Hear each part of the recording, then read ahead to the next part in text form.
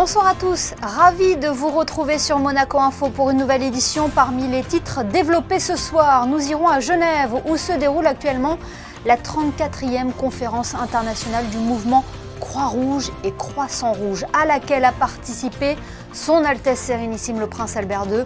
Nous serons dans quelques instants en duplex avec le secrétaire général de la Croix-Rouge monégasque, Frédéric Platini. Nikola Karabatic, récompensé pour l'ensemble de sa carrière, le meilleur joueur de l'histoire du handball, a reçu le prix de la légende hier à l'occasion des Sportel Awards. Il a également profité de sa présence en principauté pour partager un moment avec les joueurs et joueuses de l'AS Monaco Handball. Un reportage à découvrir dans ce journal. Partizan Belgrade, Monaco, c'est demain en Euroleague. La Roca Team aura à cœur d'aller chercher la victoire après sa défaite surprise face à Paris. Et direction donc la Suisse pour débuter ce journal où le Prince Albert II, en sa qualité de président de la Croix-Rouge monégasque, a participé hier à la 34e conférence internationale du mouvement Croix-Rouge et Croissant-Rouge. Un événement qui a lieu en ce moment même à Genève et qui revêt de nombreux enjeux. Quels sont-ils? Retrouvons sur place Alban Gingembre et Thomas Deus. Alban, cette conférence est un rendez-vous capital pour le mouvement international. C'est le plus grand réseau humanitaire au monde qui se réunit ici à Genève, siège du Comité international de la Croix-Rouge. L'objectif étant d'aborder l'avenir de l'action humanitaire en lien avec l'actualité. This conference is a bit unique because it's the only place in the world where governments and humanitarians are sitting together. And this conference is a neutral, apolitical space where we really want to have humanity first, the needs of the people first, and put politics aside. We want to have a consensus among participants, which means being states, so all the states who signed the Geneva Convention and the Red Cross and Crescent National Society, because what is very important is the implementation the day after. Because these resolutions are not just nice documents that will sit in Geneva, but really we want to make these documents a difference between life and death for many people around the world. Cette année est particulièrement symbolique puisque nous fêtons les 75 ans des conventions de Genève. Les participants sont invités à prendre des engagements pour que les discussions aboutissent sur des actions concrètes. À titre d'exemple, la Croix-Rouge monégasque joue un rôle dans l'opération Ocean Viking qui mène des missions de sauvetage en Méditerranée pour les embarcations à la dérive. Ça, c'est typiquement le sac qu'on distribue à chaque rescapé à bord. Ce sac qui contient en fait donc l'essentiel pour leur séjour à bord, leur séjour qui va durer entre 3 à 5 jours avec les ports qui sont attribués souvent très loin de notre localisation. De nombreuses personnes fuient leur pays pour des raisons qui leur sont propres, qui vont être souvent dues à la guerre, au contexte sécuritaire, à la pauvreté. On sait que des milliers de personnes meurent sur ce parcours, et notamment dans le désert où ils affrontent des conditions d'extrême précarité, de pauvreté, des conditions difficiles de traverser. Et tout ça se clôture en partie par la traversée de la Méditerranée, une Méditerranée qui, on ne le pense pas depuis chez nous, mais reste très dangereuse. Les flux migratoires, le dérèglement climatique, l'évolution du numérique, ce sont autant d'enjeux qui sont discutés ici lors de ce rendez-vous mondial. Et pour revenir plus en détail sur cette conférence internationale du mouvement Croix-Rouge et Croissant-Rouge et sur l'importance pour Monaco d'être représenté, Frédéric Platini est en duplex avec nous depuis Genève. Bonsoir. Bonsoir Émilie. Cette conférence internationale rassemble les 191 sociétés nationales de la Croix-Rouge et du Croissant-Rouge. Comment la principauté fait-elle entendre sa voix? Monaco est une des 191, comme vous venez de le dire. Mais c'est une qui compte, une de celles qui comptent, notamment par la réponse que fait systématiquement la Croix-Rouge monégasque à tous les appels qui sont lancés par le CICR et le FICR, mais aussi par des projets bilatéraux que nous avons aussi bien avec le CICR et le FICR. Donc on est une des voix qui compte dans cette enceinte. La présence du Prince Albert II à Genève représente un signe fort de l'engagement de la principauté? Oui, vraiment, réellement. C'est un chef d'État qui met l'humain au centre de son action, c'est reconnu à l'international et il aura des rencontres bilatérales avec que ce soit la présidente de la fédération mais aussi avec la présidente du CICR, signe de l'attention qu'on lui porte aussi ici à Genève. Oui, on l'entend, le mouvement international est conscient de l'engagement de la principauté. Il lui a déjà accordé des rôles importants, à l'image de la présidence de la Commission sur le droit international humanitaire. Oui, tout à fait. On a toujours eu des rôles importants. Vous savez que la conférence, la particularité, c'est que c'est et la Société nationale, ça veut dire la Croix-Rouge monégasque, mais aussi le gouvernement princier, qui ici est représenté par son ambassadeur. Et nous avons des missions multiples et variées. Et je dirais que je voulais juste vous annoncer que l'année prochaine, en octobre 2025, nous accueillerons, en tant que Société nationale, la réunion des États européens et d'Asie centrale, en principauté. Un événement important, encore un engagement fort de la principauté auprès du mouvement international. Oui, tout à fait. Et c'est reconnu tel quel. Outre l'adoption de résolutions lors de cette conférence, les participants sont invités à prendre des engagements. Quels sont ceux de la principauté, Frédéric Platini ? On est préoccupé, comme je dirais la communauté internationale, par la sécurité, sécurité de nos bénévoles, sécurité de nos salariés. Et on se rend compte que la Croix-Rouge aujourd'hui, c'est un peu avoir une cible dans le dos dans certains conflits. Il y a plus de 30 morts cette année du mouvement de la Croix-Rouge sur des situations de conflit. Alors il y en a qui sont très médiatisés, mais vous savez qu'il y en a pratiquement 60 conflits aujourd'hui dans le monde. Donc on veut réaffirmer la principauté et puis les autres aussi sociétés nationales, l'engagement fort du respect des conventions de Genève et aussi que ce cycle de la Croix-Rouge et du Croissant-Rouge doit protéger les gens qui interviennent dans des situations de crise. Et j'imagine que sur place, le contenu des débats résonne fortement avec l'actualité. Tout à fait, et l'actualité est multiple, hein, Émilie. L'actualité, c'est aussi nos collègues du Burkina Faso qui ont perdu 4 de leurs salariés cette année. Donc c'est une activité multiple et encore une fois où l'engagement humanitaire n'est plus perçu comme il se doit par les belligérants et où les humanitaires sont pris pour cible, ce qui est très préoccupant pour l'avenir. On le précise, en amont de ce rendez-vous, Frédéric Platini, la Croix-Rouge de Monaco a participé à la 24e session de l'Assemblée générale. C'est l'occasion, là encore, de se rassembler, de rappeler le rôle essentiel des sociétés nationales, comme l'a mentionné Cathy Forbes, la présidente de la Fédération internationale. Oui, tout à fait. L'important ici à la conférence, c'est de montrer l'entente entre gouvernement et je dirais sociétés nationales. Les sociétés nationales, elles sont indépendantes. Et ça, c'est un engagement fort puisque ça fait partie des valeurs de notre mouvement. Ceci étant, elles doivent être soutenues par leur gouvernement pour arriver à avoir une activité de terrain qui soit concrète et ne pas avoir d'obstacles dans leur action de terrain. C'est exactement ce que nous avons en principauté, où la Croix-Rouge monégasque est considérée comme auxiliaire des pouvoirs publics et où nous agissons de concert avec le gouvernement princier. Et la jeunesse monégasque est également présente à ce rendez-vous. Il y a une délégation qui a participé au forum de la jeunesse, c'est ça ? Oui, on a une jeunesse de plus en plus active sous l'impulsion de Camille Gottlieb. On a Rindra qui est là, Rakoto Malala. Donc on a une jeunesse qui s'affirme et la jeunesse pousse le mouvement. On se rend compte qu'ils arrivent avec des thématiques, un engagement qui est neuf et qui fait du bien au mouvement. Important aussi de les associer au mouvement. Exactement. Ce que la Croix-Rouge monégasque a réussi à faire, et je dirais que là-dessus, la crise du Covid nous a beaucoup aidé à mobiliser la jeunesse et à garder la jeunesse avec nous, même une fois que la crise est passée, et de les garder sur des activités multiples au sein de l'organisation.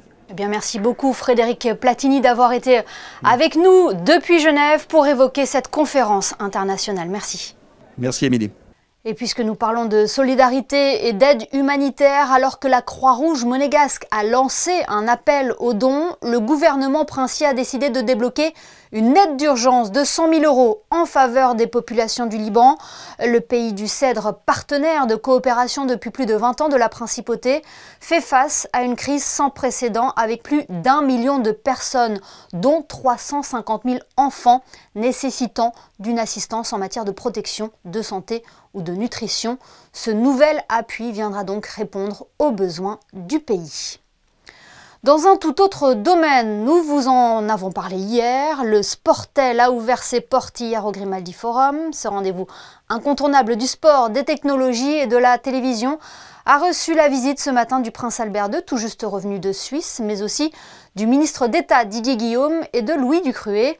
Ensemble, ils sont allés à la rencontre des exposants. Ils ont également échangé avec l'ancien footballeur international italien Marco Materazzi et la légende du handball français Nicolas Karabatic. Le triple champion olympique a été mis à l'honneur hier soir pour l'ensemble de sa carrière lors de la cérémonie des Sportel Awards. Le résumé de cette soirée est signé Fabien Bonilla.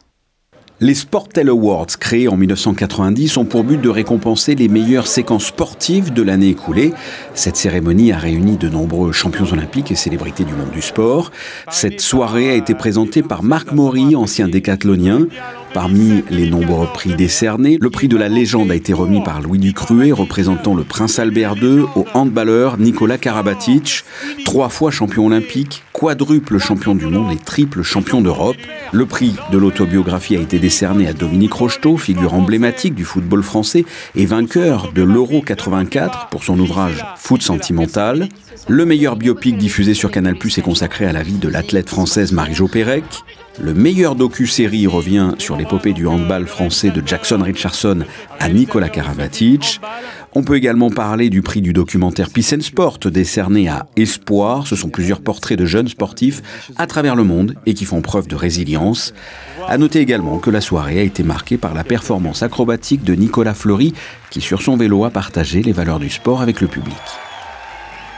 Le handball français doublement récompensé donc lors de la cérémonie des Sportel Awards et fraîchement honoré lors de cet événement, Nikola Karabatic a profité de sa présence en principauté pour partager un moment avec les jeunes et nombreux licenciés de l'AS Monaco Handball. Fabien Bonilla et Alexandra Marangoni ont assisté à cette rencontre. Une standing ovation pour un champion, une légende. Le sportif, toute nationalité confondue, le plus titré avec 11 médailles d'or dans de grands championnats. On le rappelle, triple champion olympique, quadruple champion du monde et quadruple champion d'Europe. Eh bien, Nikola Karabatic est venu pendant la pause déjeuner dans le clubhouse de l'espace Saint-Antoine. Une cinquantaine de licenciés de l'AS Monaco, handball, âgés de 6 ans et plus, ont pu rencontrer et s'entretenir avec ce monument qui les a fait rêver durant sa longue carrière. Je suis impressionnée par lui et ces tournois, je l'ai déjà vu à la télé, c'était très chouette. Ça me représente un très grand espoir de voir un champion comme lui et ça me restera gravé dans la tête jusqu'à la fin de mes jours. C'est vraiment un monstre aujourd'hui, non seulement dans le handball, mais il représente beaucoup pour les jeunes. Et puis pour le sport, c'est une valeur incroyable, une valeur dans la transmission, je voulais dire. La transmission, une notion justement très importante pour Nikola Karabatic. Ça éveille en moi quelque chose de positif et de partager des moments avec des jeunes et des moins jeunes aussi qui m'écoutent et que je peux toucher. Je trouve ça génial, c'est un pouvoir qui est incroyable d'avoir cette écoute-là et puis de voir que ce que je raconte, si je dis pas de bêtises, ça peut inspirer, ça peut faire naître des vocations. C'est que moi, quand j'étais petit, de voir des grands sportifs qui m'ont inspiré, ça m'a toujours poussé à me surpasser, à croire en mon rêve. Donc de pouvoir faire cette transmission-là, maintenant que je suis de l'autre côté, ça me tient à cœur. Lors de cette venue, l'AS Monaco Handball lui a offert un maillot du club. Nikola Karabatic a de son côté offert un livre qu'il a écrit avec son frère, Notre histoire d'amour avec le handball. Une visite qui s'est terminée par une séance de dédicaces et de selfies avec ce qui est devenu au fil des années une véritable légende vivante. On reste dans le sport avec la cérémonie du Ballon d'Or. Les lauréats et lauréates ont été dévoilés hier à Paris au Théâtre du Châtelet.